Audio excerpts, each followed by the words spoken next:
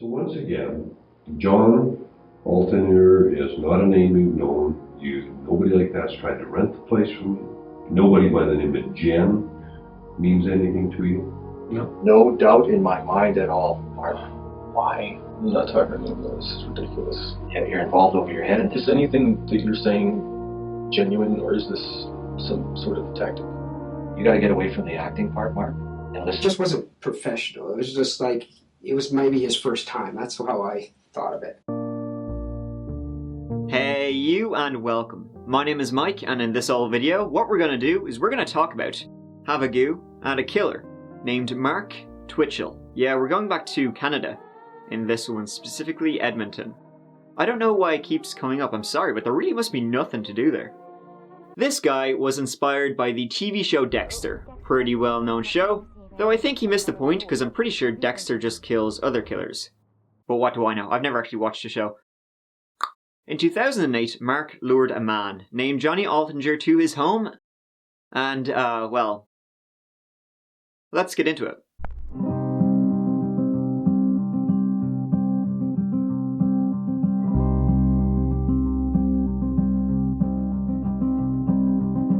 Old Mark Twitchell was born on the 4th of July in 1979.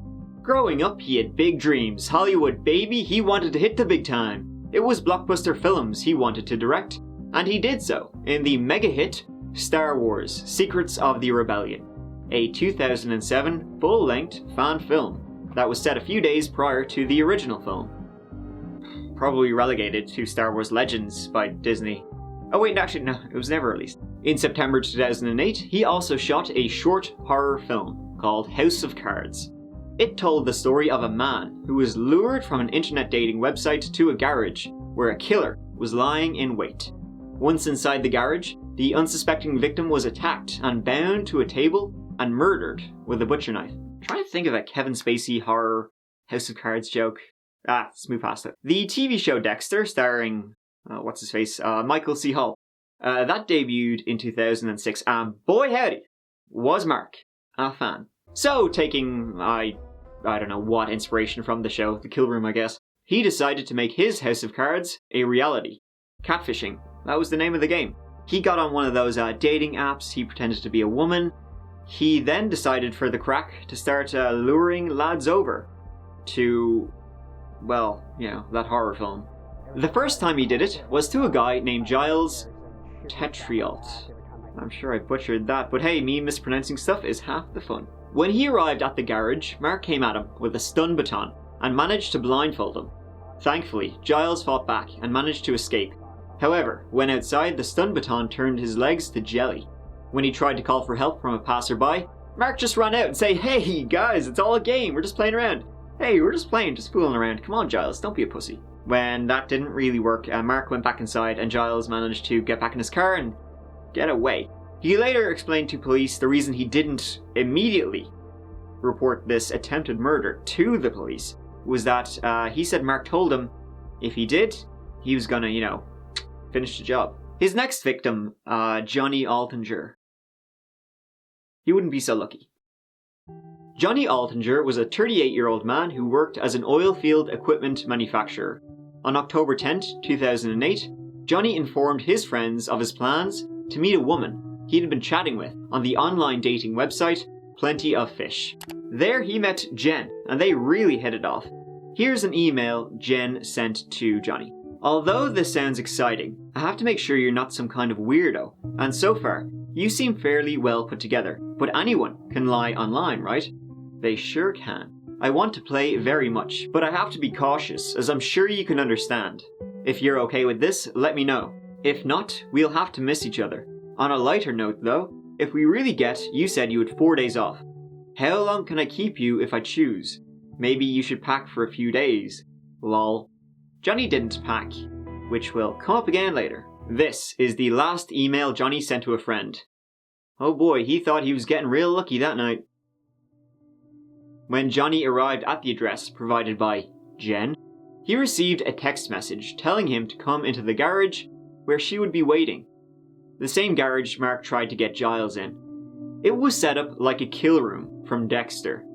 In the center of the garage was a heavy metal table, the size of a pool table. The table was covered and surrounded by plastic sheets to catch blood splatter.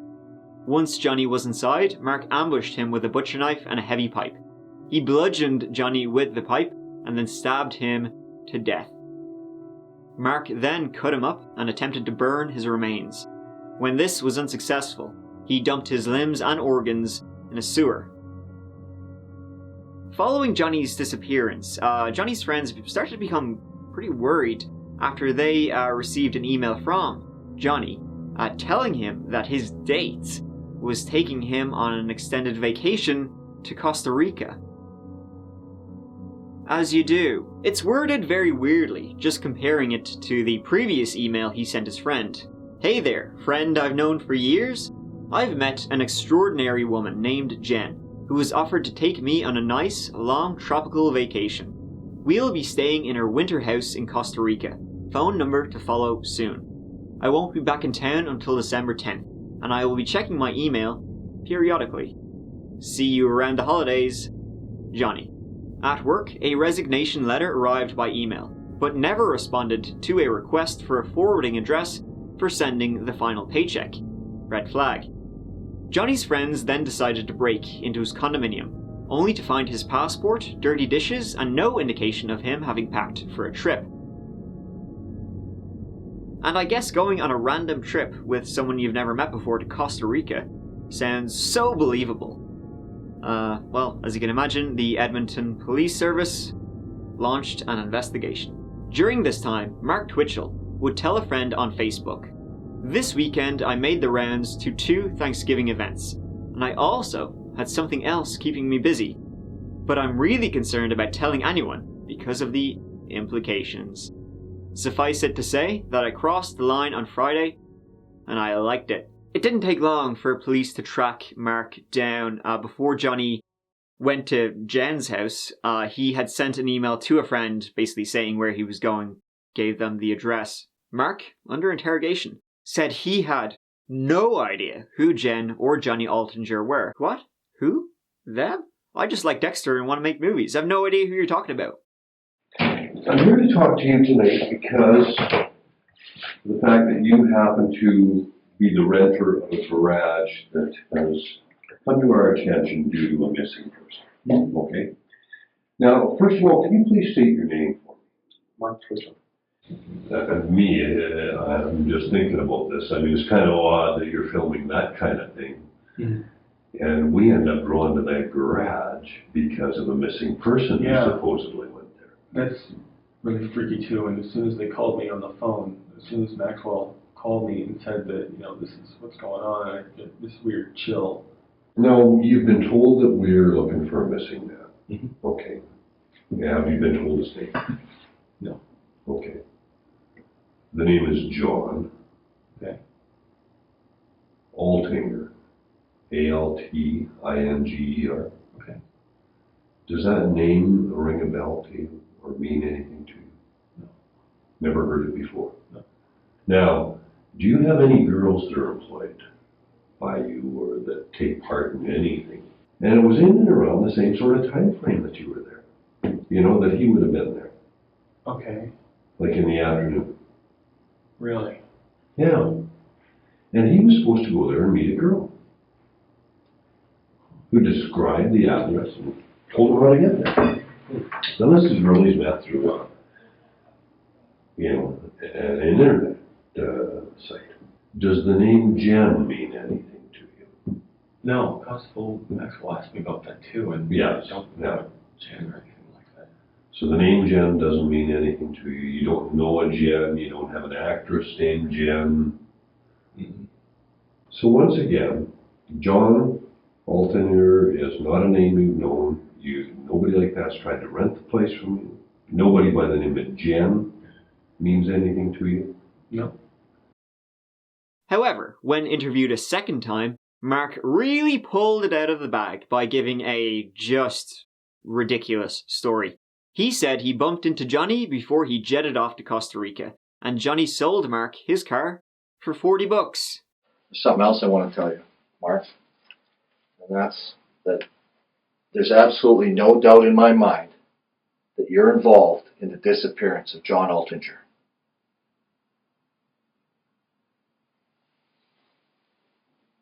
No doubt in my mind at all, Mark. Why? As I said, Mark, there's no doubt in my mind that you're involved in this disappearance. I have no idea what the hell's going on. You do have an idea. You have a very good idea, Mark, about what's going on. You know exactly what happened there that night. You know very well that you don't buy a car that's worth over $10,000 from someone for $40. You know that. That part of your story is just lie after lie after lie. And it's time to end those lies, Mark. The police called bullshit and arrested Mark on the 31st of October 2008. That same day, they charged him with first-degree murder. Mark! Oh, Mark, man, you really did yourself no favors by deciding to, after killing Johnny, write a story. It read, "This story is based on true events. The names and events were altered slightly to protect the guilty. This is the story of my progression into becoming a serial killer." It'd be funny and pretty cringy writing, actually, if he hadn't killed somebody already. He also described how he played with Johnny's severed head. "I grabbed his jaw with my gloved hand and moved it while making a funny voice to make it look like it was talking, and chuckled to myself at the total silliness of it all." Ooh, yikes. So police found this document that had those passages written in it on his laptop. It was titled SK Confessions, or Serial Killer Confessions. Here are some more excerpts where he talks about his disturbing plans. "I finally settled on middle-aged single men who lived alone. My reasons were numerous. For one thing, they would be easy to lead by their dicks, easy to manipulate, easy to seduce under my fake female disguises. They were also the most likely targets to have the most expendable money in their bank accounts, a tidbit I would use to my advantage later on. Finally, by living alone, once they were out of the picture, I could easily enter their living spaces undetected, with no forced entry, and remove all sorts of valuable items from the premises. I bought a hunter's game processing kit, which, if you think about it, is ideal for this scenario. Why not use a whole set of tools designed to take apart large mammals in the forest on the fly? It reduces the splatter caused by power tools, takes the noise level way down too, and there's also just something more gratifying about sawing through tendons and bone with your bare hands than using something else that takes the fun out of the work. My kill knife was different though. I wanted the weapon used for the deed itself to be simple, elegant, and beautiful in its own way. So I dropped by a military surplus store and picked up a well-crafted hunting knife with an 8-inch blade. I would use this weapon to cleanly and simply slice open a gash in the victim's neck, allowing them to bleed out quickly and with no pain. I'm not a torture guy, Jesus Christ. Again, the noise level from the screams is not my thing at all, but I only resort to that if they are still alive after apprehension, and won't give me the simple information I ask for. Several rolls of painter's plastic sheeting to prep my kill room, at least 6 rolls of packaging tape, and just as many rolls of duct tape, as well as 2 boxes of contractor grade hefty bags. I picked up a stun baton because I thought that would render my targets without use of their muscles quickly and painlessly, and I bought an extra realistic airsoft pistol, something that could very easily be mistaken for the real thing, especially in low light for just that extra edge. A search of Mark's car turned up Johnny's DNA, as well as a yellow sticky pad that had "clean up the kill room" written on it. He just really didn't give a shit. And then written after that was "go have sex with a woman who's not your wife." Mark, he was married and he had a baby who was 9 months old at the time. The police also discovered a novel about Dexter. A search of his Facebook showed that Mark had an obsession with Dexter, loved all the fan pages, and even referred to himself as Dexter, which is just sad. In June 2010, almost 2 years after his arrest while still awaiting trial, Mark gave police a hand-drawn map highlighting the location where he disposed of Johnny Altinger's remains. The police also took him around town to see if they could, see anything. You'll still be able to be young enough to write a movie about this. This could be your ticket, and it'd be a movie about yourself based on a true life story. Hey Mark, are we beating a dead horse here, or are you going to tell us where the body is? Simple question, Mark. Can't you answer that? I think we've been pretty decent with you. You can at least give us an answer on that. Our investigation is impeccable. Our evidence is flawless. Evidence speaks for itself, as I said. The only piece of the puzzle that's missing is returning Johnny Altinger to his family. The decent thing to do. All we're saying is you can end the story and just satisfy the family. And we're just trying to do our jobs. But with or without the body, I have no doubt in my mind, no doubt whatsoever, that you will be convicted of first-degree murder. Minimum 25 years, no chance of parole. What do you think about Mark? I'm curious. What does the man think about who's on his last ride in the city? Facing the type of sentence you're facing. What does he think about it? You can put those thoughts down for your movie or your book, your diary. What were you thinking about this whole ride? Is that the lock you bought at the store there? I showed you the Walmart receipt? Combo lock, you put it on here, you put it on the front. Too easy. Way too easy, Mark. During his trial, Mark confessed to killing Johnny, but claimed he had done so in self-defense. He claimed that he had lured Johnny to the garage on the premise of telling him that it was all a big hoax, hoping that he would write about it on the internet and create a big buzz for his short film. He said that Johnny did not seem humoured at the revelation that Jen wasn't a real woman. Then, what happened, according to Mark, was that he and Johnny got into a scrap, and Mark grabbed a pipe and smashed him over the forehead. He then reached for a knife and stabbed Johnny to protect himself. Protect himself from a man laying on the floor with a caved-in skull. The prosecution refuted this claim and contended that Mark lured Johnny to the garage for one reason: to kill him in a way that would match the movie he had made just weeks beforehand. In 2011, after a month of testimony and evidence, which included Johnny's DNA being found in Mark's car and clothing, the jury deliberated for about 5 hours. They found Mark Twitchell guilty of first-degree murder, which carries an automatic life sentence without parole for a minimum of 25 years. Mark also faced an attempted murder charge for his attack on Giles. However, the attempted murder charge was dropped. He could have killed me right away. Like right when I walked in, I didn't see him. He could have hit me over the head with a bat, a baton, or anything. And he could have knocked me unconscious right away. And I don't know why he did that. His whole plan was to use this taser thing on me first, and that was stupid on his part. But he had many chances to kill me. He never did. So he had that's what I thought afterward all this happened. He had a bigger plan for me. I thought maybe he was going to handcuff me and take me somewhere and do something. Now, another document that Mark had written, but wasn't shown at trial because it was deemed too inflammatory, was called Profile of a Psychopath. And it was about himself. It's 7 pages long. You can read the entire thing if you want. Links in the description below.